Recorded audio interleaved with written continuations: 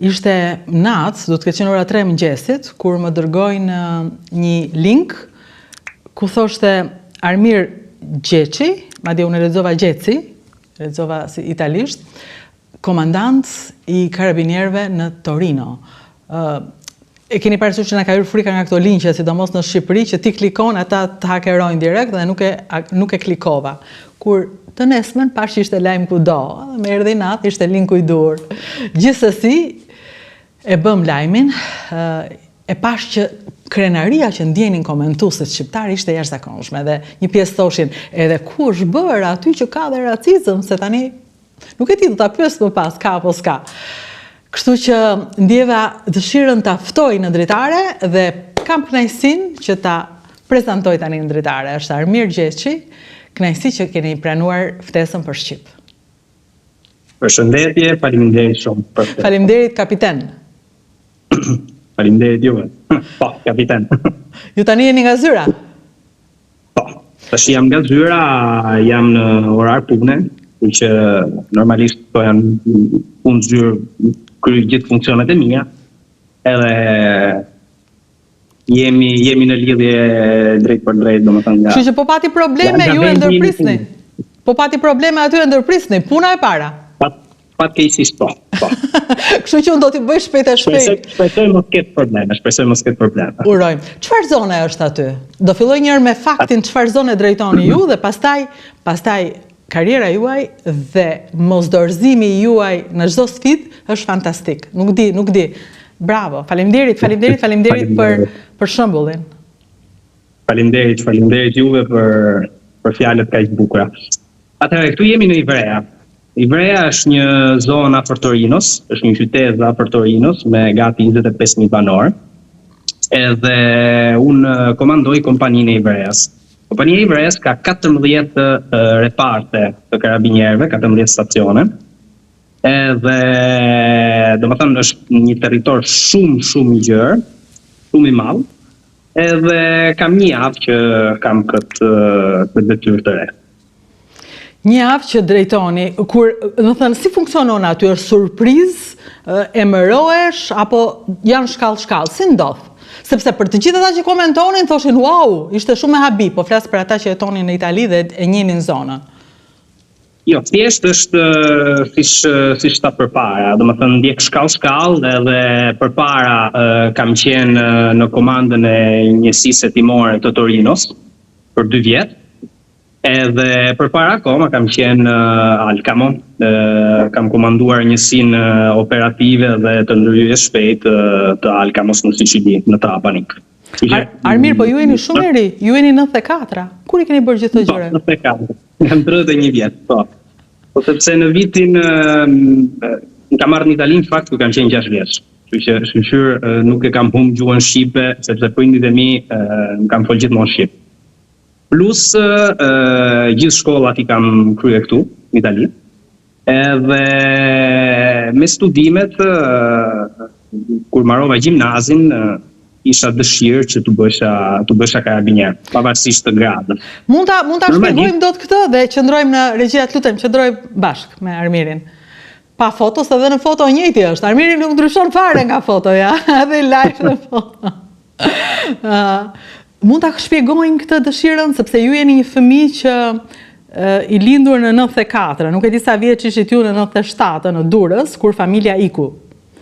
Mos ka ndonjë lidhje me atë periudhën e tmerrshme dëshira juaj për të bërë karabinier apo jo?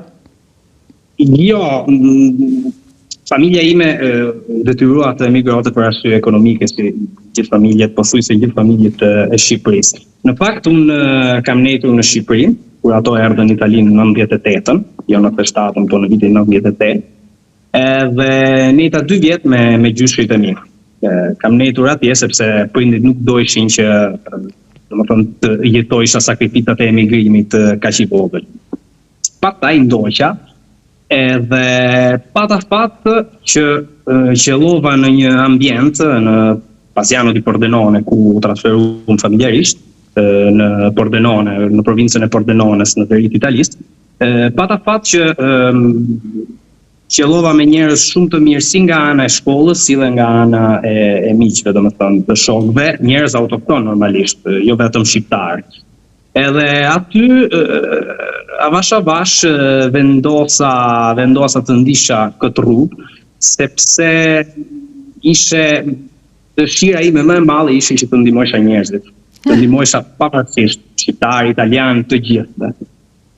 Edhe të isha karabinier, sidomos për uniformën që veshin karabinierët, ishte ëndër. Ishte ëndër sepse karabinieri ishte për mua një shembull respektimi të ligjit, një shembull drejtësie. Edhe aty pastaj doli gati si një punë fiksimi që kisha, edhe ndoqa këtë rrugë.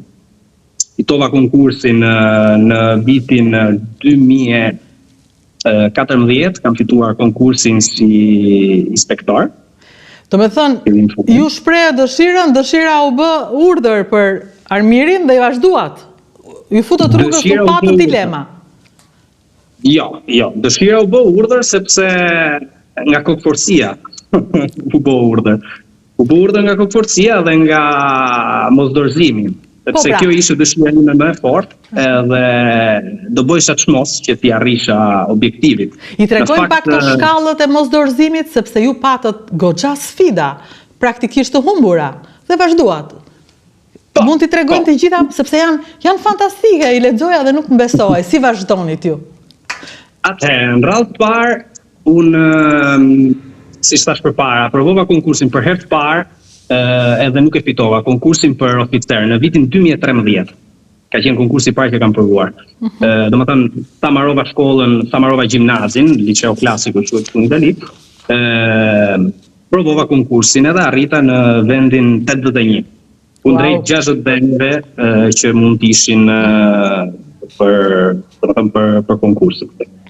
Edhe nga aty pastaj nuk isha çfarë të bëjsha, domethënë do e provojsha, po duhet kalote një vit që ta provojsha konkursin tjetër.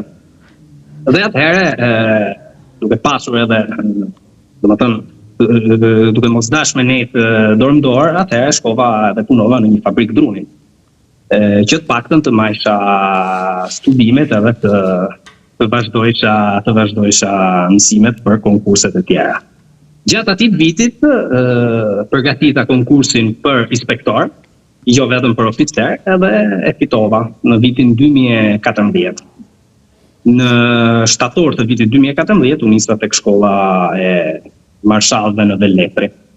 Aty bëra një vit shkollë, edhe gjatë atij vitit provova për herë të tretë konkursin për me u bë.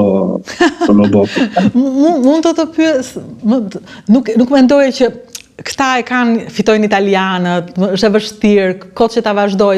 Çfarë kishit ju në mendje kur e provonit prap? Jo, unë kisha në mendje tash, kokëfortin edhe dojta.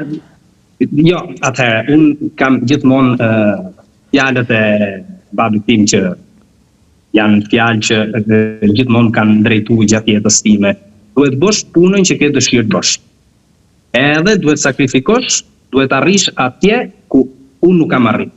Edhe, domethënë me këto fjalë unë kokëforcia ime më pruri që të arrisha deri ky nivel. Konkursi ishte i vështirë, kishte shumë njerëz që konkuronin. Konkursi është shumë i vështirë. Atëherë, në vitin 2014, kur fitova konkursin për marshall, domethënë për inspektor, ishim pothuajse gati 60.000 aplikime. Wow. Edhe kurse për konkursin për oficer ishin rreth 10.000-15.000 aplikime. Por ishin vetëm 40 vende në konkurs. Vetëm për 40 vende bëhe gjitha. Vetëm për 40 vende. Italian të gjithë, më falë që vazhdoj pyes, po. Po, të gjithë italian. Edhe unë italian jam. Italian dhe jeti tani, nuk... Jo, në qoftë se nuk je qytetar italian, nuk mund t'i bësh konkurs. Po, origjinën e kam jam krenar që them që jam me origjinë shqiptare, edhe i maj kontaktet në Shqipëri, shkoj çdo vit në Shqipëri, kështu që... Pse vjen në Durrës, është toka ime, është toka ime. Është toka dhe deti. Toka, deti, gjithase. Ti je dursak? Në Durrës, kështu që Familja është dursake apo? familja është dursake, po. Dursak. Ju çunat dhe gocat e Durrësit, se ç'keni? Këmbgulje, deti të bën. Dhe pastaj ju vazhdoni. Kemi në 2017-ën, 2015-2017, ju frekuentoni Akademinë Ushtarake të Moderas. Po, në Modena. Akademia Ushtarake zgjat 2 vjet, plus pastaj janë edhe 3 vjet të tjera në Rom, që është shkolla e aplikimit të oficerave, shkolla e oficerave në Rom. Pastaj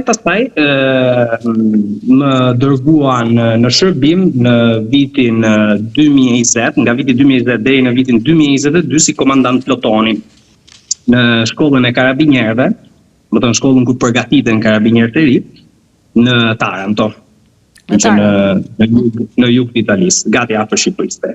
Po.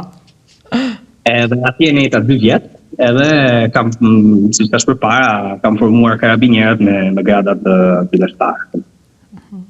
Nga viti 2022 deri në gusht të 2023-shin u taktova si komandant i njësisë operative dhe radiomobile quhet ose ndërhyrja shpejt në Ashkamon, në provincën e Trapanit. Edhe aty, domethënë, kontekst jo i thjesht, por si thash përpara, në qoftë se bën punën që të pëlqen, i bie që nuk punon as një minutë në jetën tënde, kështu që nuk e kam ndier lodhin.